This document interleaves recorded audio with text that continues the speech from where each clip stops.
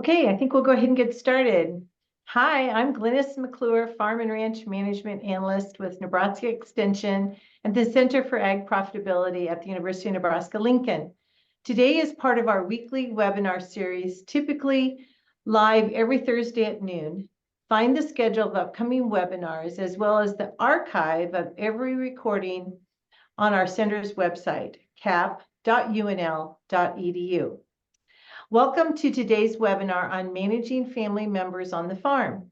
In a family-run agricultural business, success hinges on much more than just the work done in the fields. It's about clearly defining roles and responsibilities, establishing effective communication strategies, and creating a fair decision-making process that everyone can stand behind. The webinar will cover these topics and more to help you secure the long-term success of your family farm. To present, we're joined today by Anastasia Meyer, an agricultural economist with Nebraska Extension and the Center for Ag Profitability. We invite you to submit any questions that you might have during this presentation through the Q&A panel in your Zoom window, and we'll address those at the end. Anastasia, thanks for presenting today. Thank you for having me, Glynis. Sure. So I just want to take a little bit to introduce myself. My name is Anastasia Meyer. I am in Southeast Nebraska, but really the economists work across the state. So at the end, you'll see a slide that has all of us. Don't hesitate to reach out to any one of us economists. My contact information is there. So first off, I want to say, thank you for joining us today. This is in part of a grant, and funding was provided by the North Central Extension Risk Management Education Center. We have some other work associated with this grant that we're going to be going to community colleges around the state, focusing on people who want to go back and return to the farm. So if you're interested in that, keep an eye out. We would love to have you guys there. So the first initial thing is, when you think about managing family on a farm, is to recognize who is your workforce. Are they family members, including parents, in-laws, spouses, children? Do you have any friends or neighbors helping you? Are your friends or family, are they paid? Are they unpaid? Are they just helping out of the goodness of their hearts? These are all things to be thinking of. And then if you do have regular paid employees, are they full-time? Are they part-time? Do they work with your family, or are they two separate entities? The more layers that a family farm adds to their workforce adds some more complexity when managing everyone in a family farm, because farms often lack the formal business organization or workforce structure.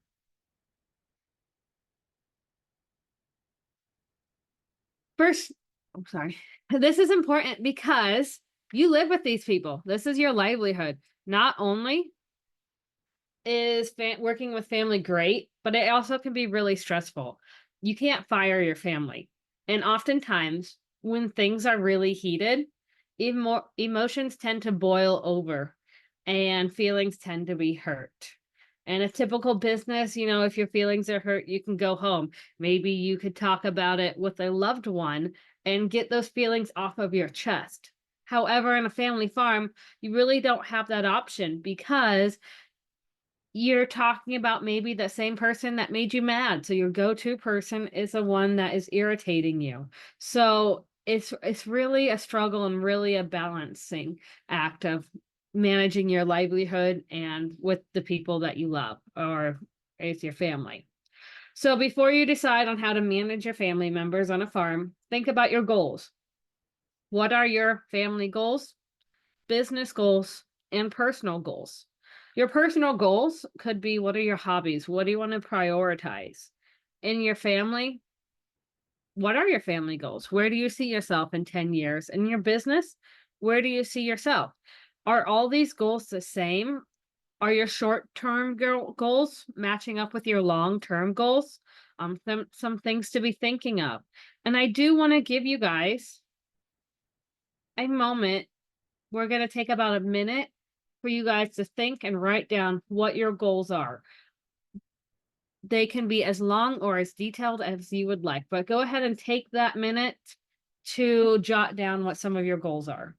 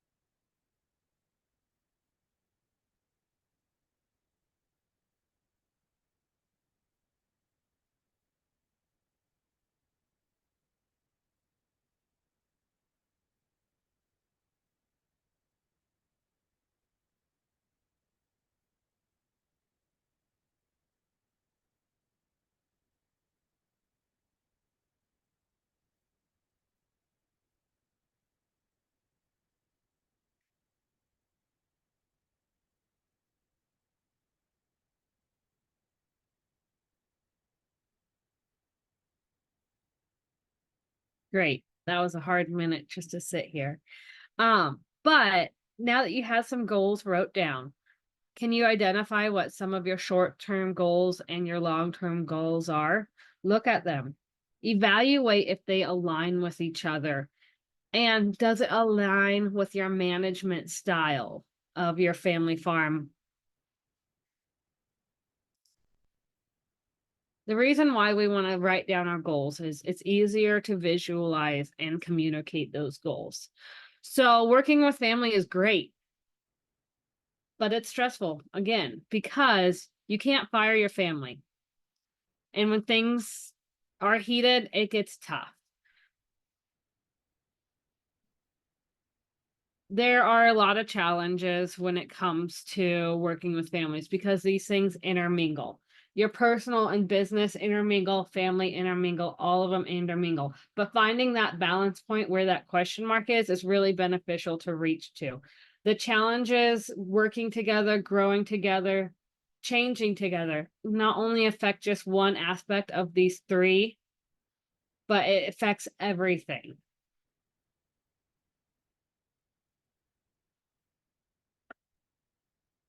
So one of the goals, I hear a lot of is will the children take over the family farm?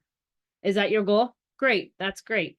But are your family goals aligning with that business goal? Are you letting them take on that management and lead so that they can be successful when they do take that on? Or are you just managing them like a hired labor?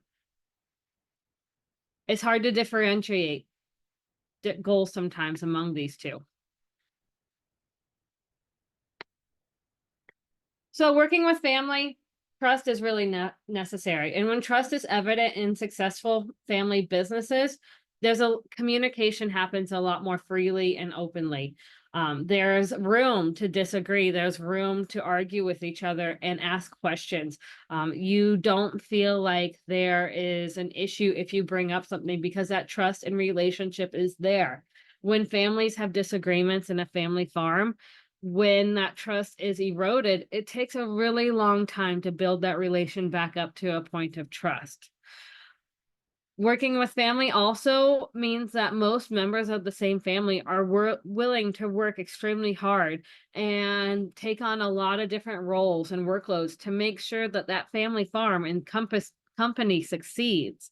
Not only are they willing to work extremely hard, but they are also willing to invest some of their own money back into the farm.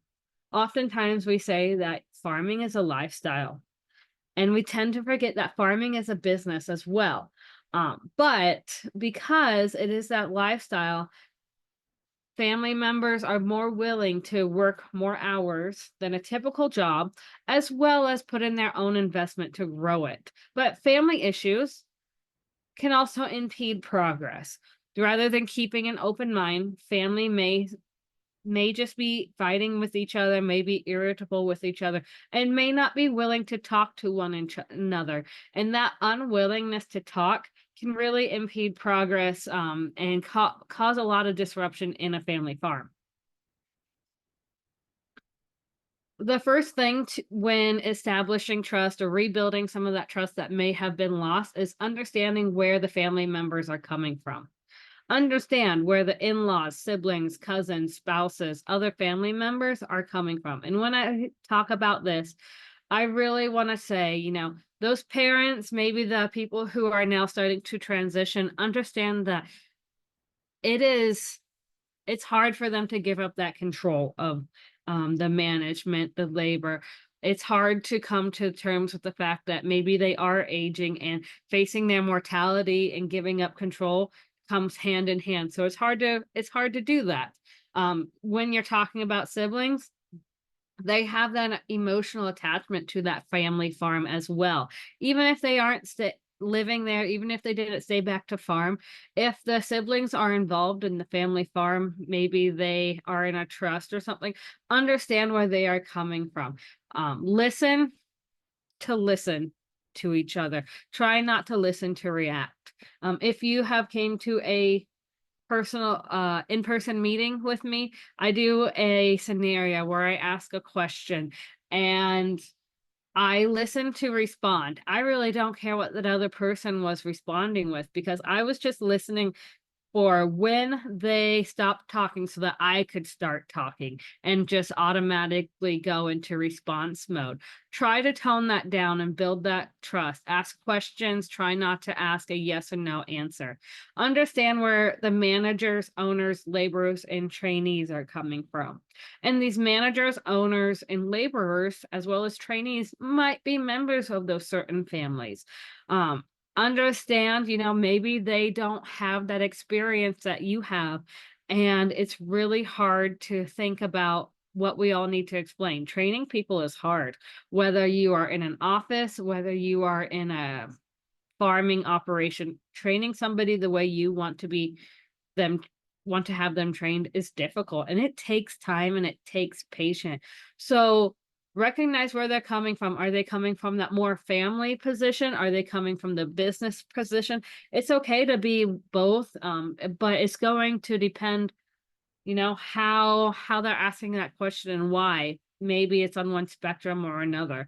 And then think about, how do these roles change during a farm transition? Are you going more family position? Are you taking a step back and focusing more on your family? Are you focusing more on the business right now? How do the managers, owners, laborers, those positions all change in a farm transition? And you have to find a balance. You have to find the balance of the family aspect and the business aspect.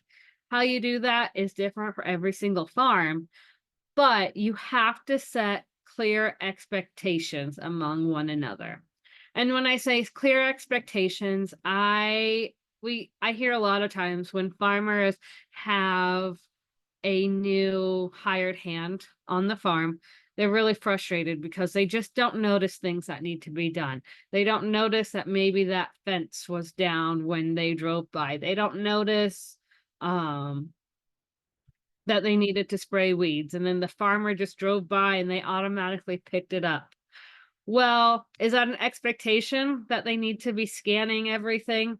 Chances are they didn't grow up with that, and they are not trained to look and notice those things. So set clear expectations and give them time and grace. Match up somebody's role in a family farm with what they're passionate about. So here we have the wife, mother slash financial manager. If you know that this person really likes to do book work, they are comfortable with the computer, the Excel, QuickBook, Quicken, whatever process record keeping you have them take it on. That's something they're passionate about. It's going to be something that they want to do and like to do to see that family farm succeed. Then we look at maybe the husband, father, the typical manager of the farm. Maybe you he markets a grain. He makes all of the management decisions, but he hates writing checks. He hates paying bills. That's why splitting it up can really be beneficial, because if the wife likes to do it, let her do it and things will stay on top of, and then you won't have late fees. Your business will just be ran much better. Maybe the son wants to come in. Where do you start him at? Is he the production assistant? Is he a general laborer? Find out what everybody's interests are. If that son is really interested in technology, great. He can be in charge of the technology and the tractors, or other aspects of the farm. But having those clear expectations is really necessary, that says you're responsible for this task. I am not. They can do it. And then also, where to put the blame if things are not done correctly. A lot of times, communication is a huge barrier in family farming operations. So try to remove those communication barriers. Maybe you guys have more family meetings. Maybe it's a simple phone call once a day, once a week, however often you need it. But keep your family roles and your conflicts separate. So if you are if it's a father and son working together, if son calls the mother, try not to intermingle that conflict. Try to just keep it between the two parties that the conflict arose. And then if you guys need to address it on a larger scale, that's a perfect time for a family meeting. With text messaging, it's great because, you have that documentation there. However, if you are a person that uses a lot of sarcasm, try to eliminate that, because it can be easily misconstrued among one another. Communication forgives most sins. If you guys talk to each other, a lot of times the issues can be hashed out among one another. Don't make the assumptions. Don't make any assumptions that maybe they knew what they were supposed to do. Maybe they didn't understand. Maybe they did it wrong. It's easy to assume because but don't assume that they know. Get things in writings. In a family farm, it's hard to think about having a handbook, evaluations, job descriptions. But those things are all can be really great to refer back to and say, okay, what am I responsible for? What do I need to do? And then those evaluations of, sometimes it's just saying great job. Because a lot of times what we hear is, we hear how people have messed up and didn't do a job correctly, but they never hear any positive feedback. And remember, if you're managing a family farm, you need to build people up sometimes and not just nitpick on everything, or not just talk about the bad things. We also need to build them up and praise them as well if they have done a good job. And I think that's a lot of times people forget to praise other people who are working for them.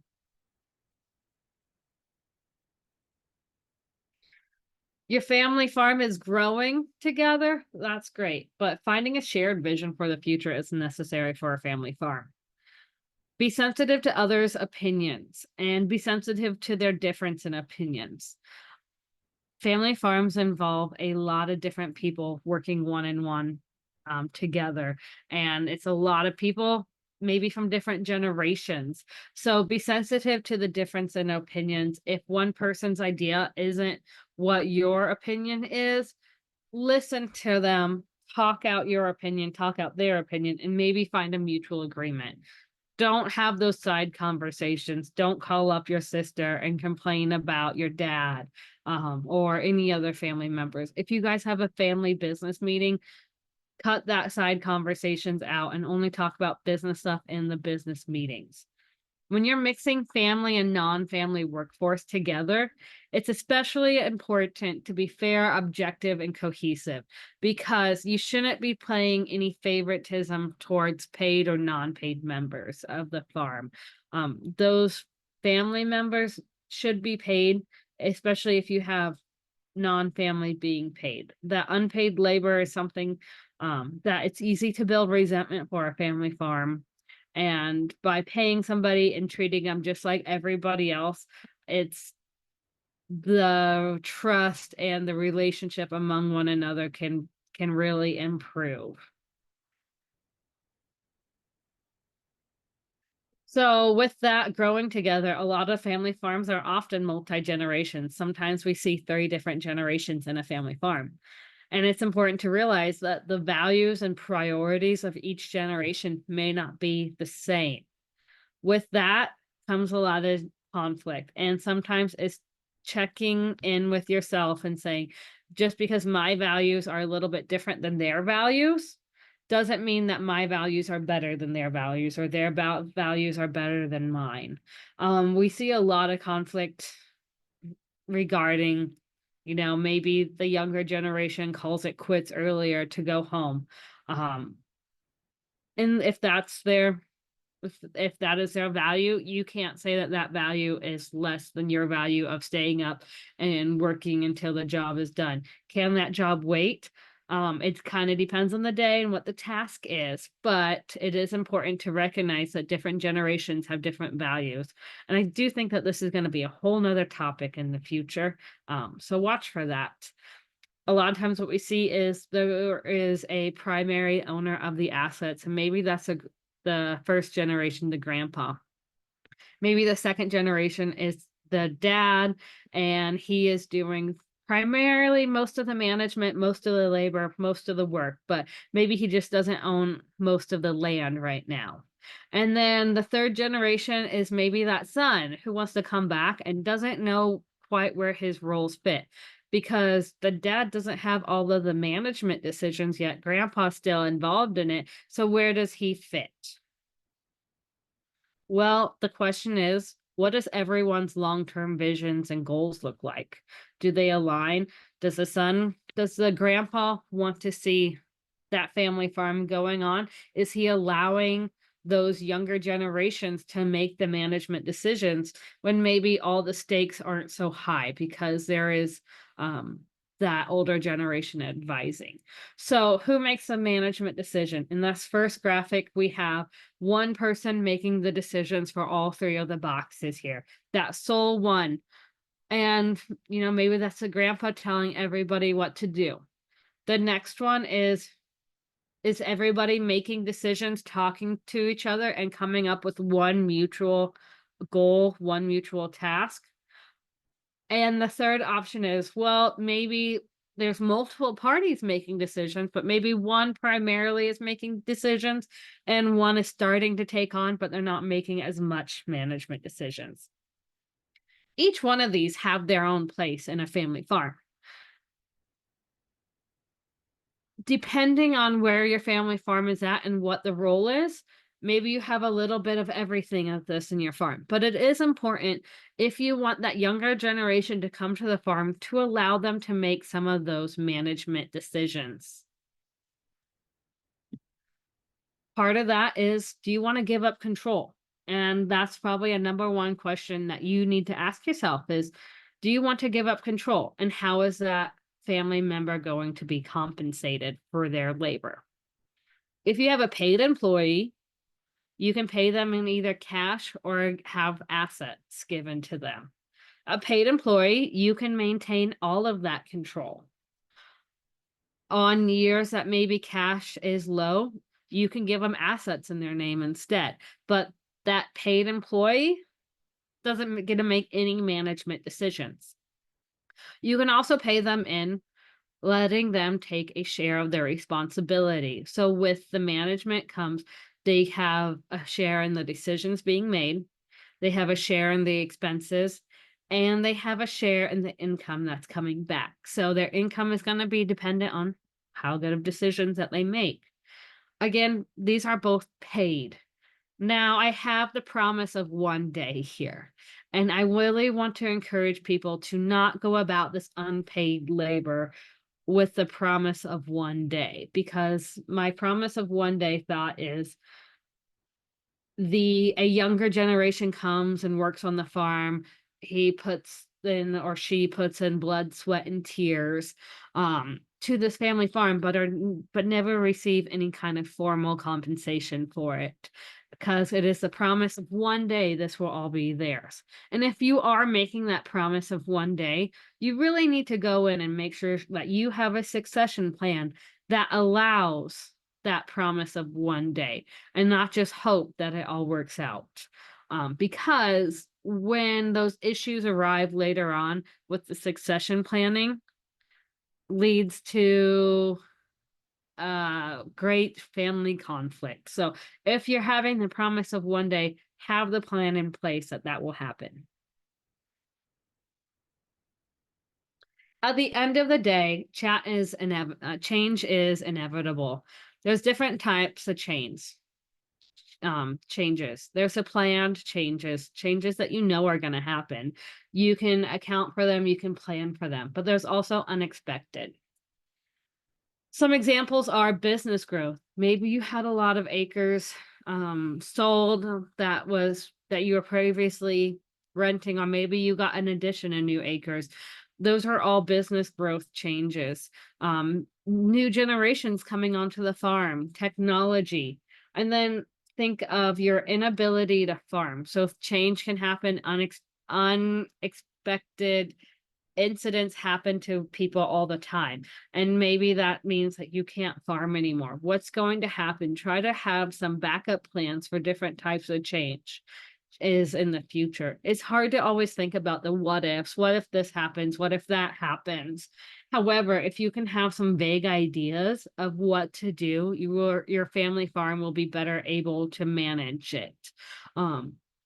Your family members will be better able to manage this.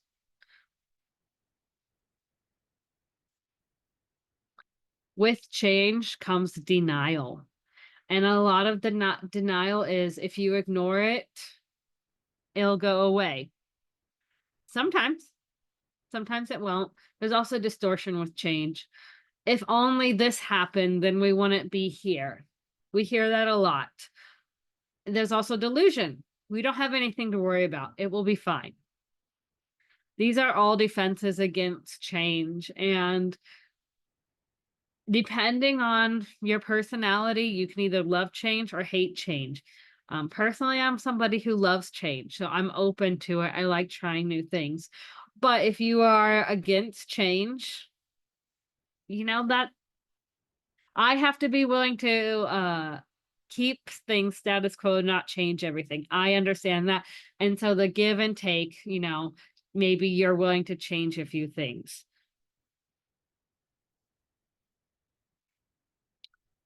In family farming operations, there's often conflict. And a big part of what people need to be addressing is how to address that conflict. Try to be proactive with the sources of tension or conflict. Address it right away. Try not to let things go and fester and just become a bigger issue than what it is. You can establish a process for mediation or external arbitration if needed. If you guys have a family conflict and it's just to the point where you're not talking to one another and you really need to have somebody come in, you're probably at this point of mediation or external arbitration.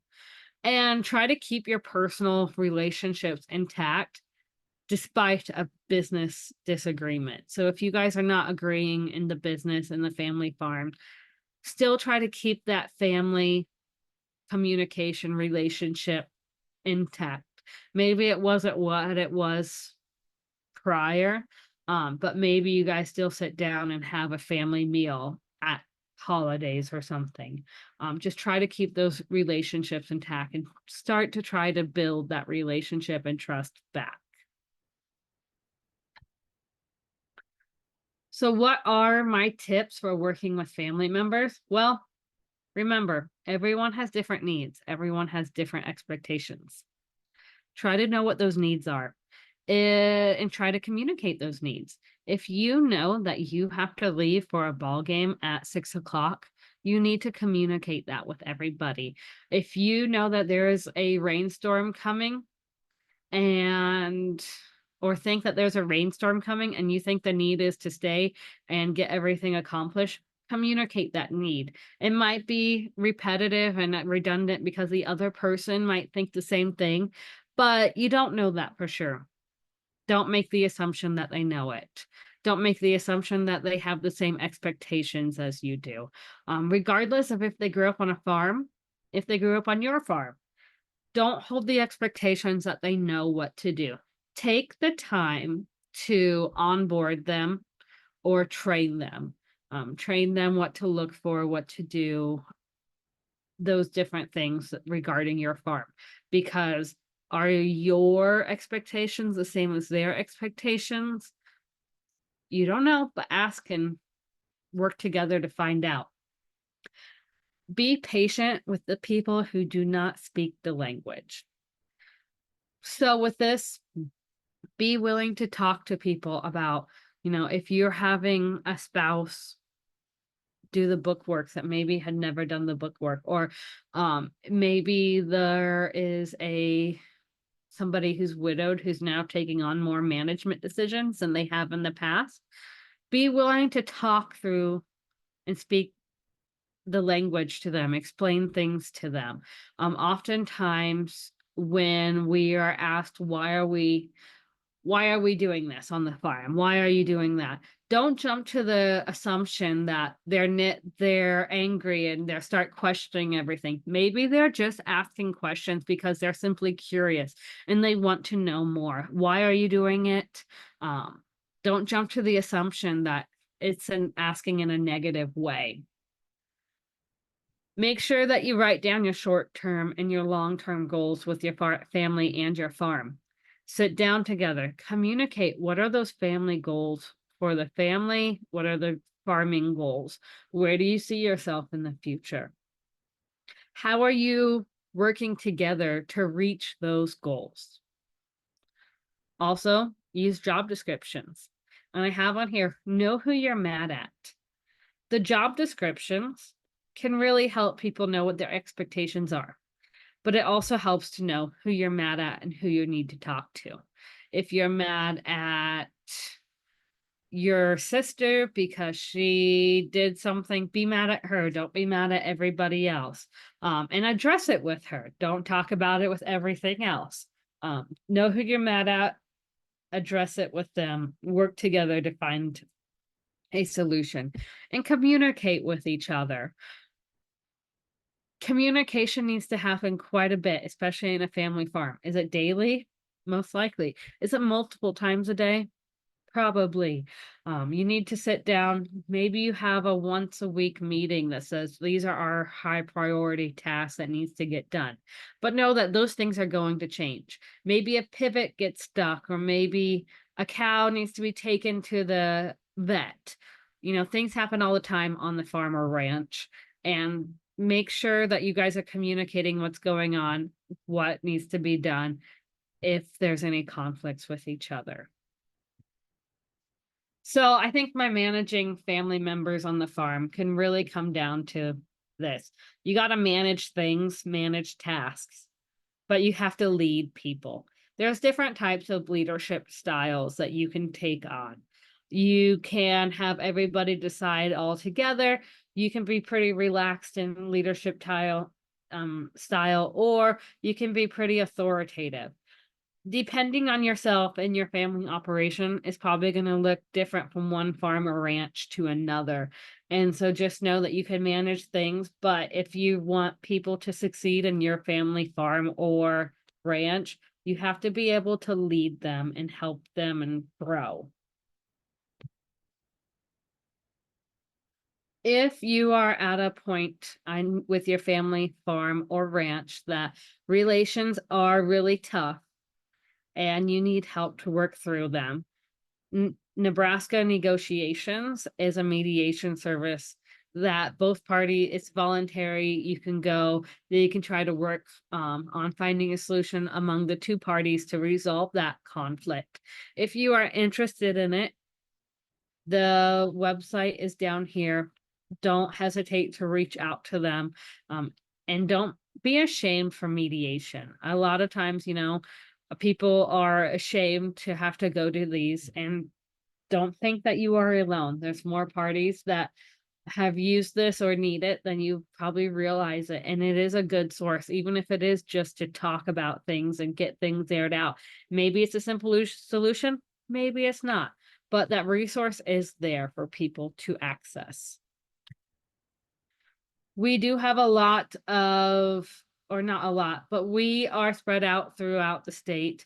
Here is a map of the different ag economists and farm analysts that are with the Center for Ag Profitability, and our locations across the state. We are also going around having meetings a lot throughout the state. And so, even if it's a meeting for maybe leasing, you can come talk to us about different issues at the end of those meetings as well. Don't hesitate to reach out. You can find all of our information on the cap.unl.edu website, as well as the links for different webinars and other resources that you have. And now I think I have some questions up here.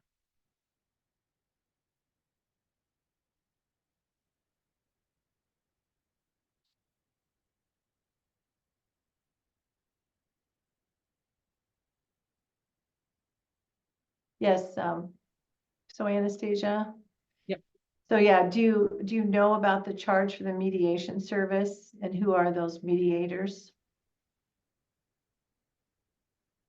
I think it is a very nominal fee for the mediation service.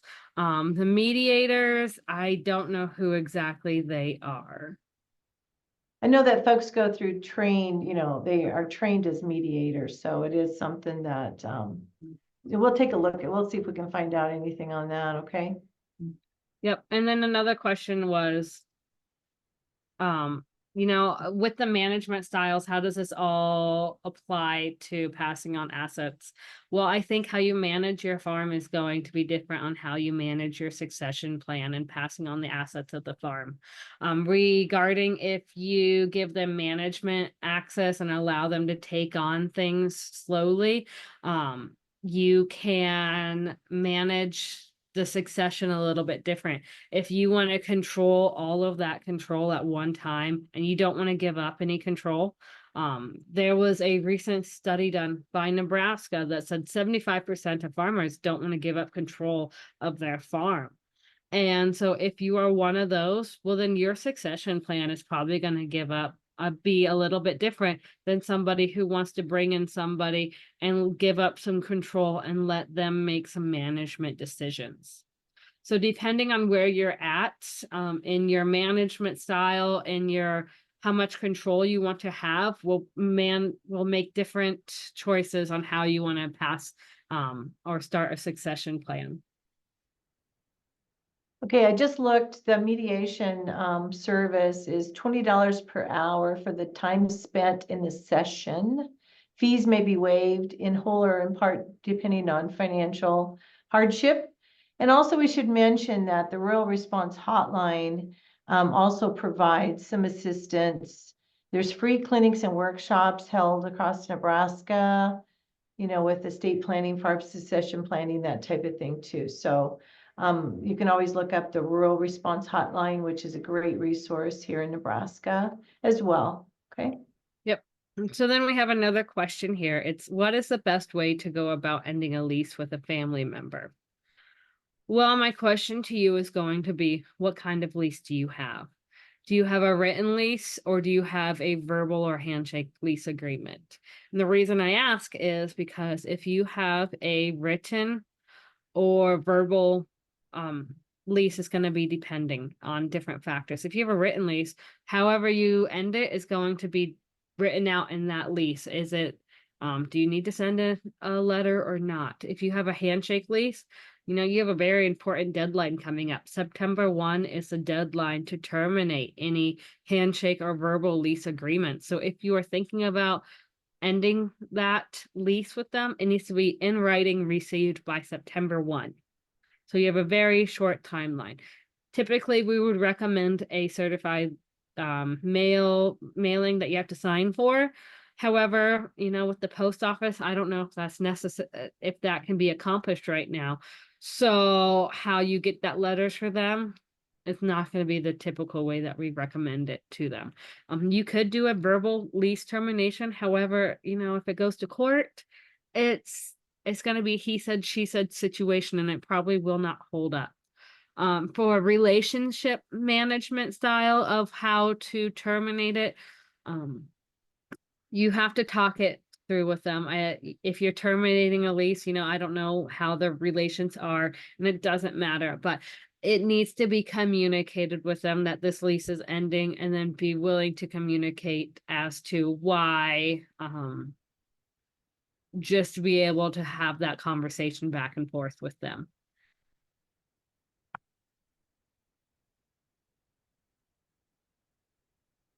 Okay, are there any other questions? Did we catch them all, do you think?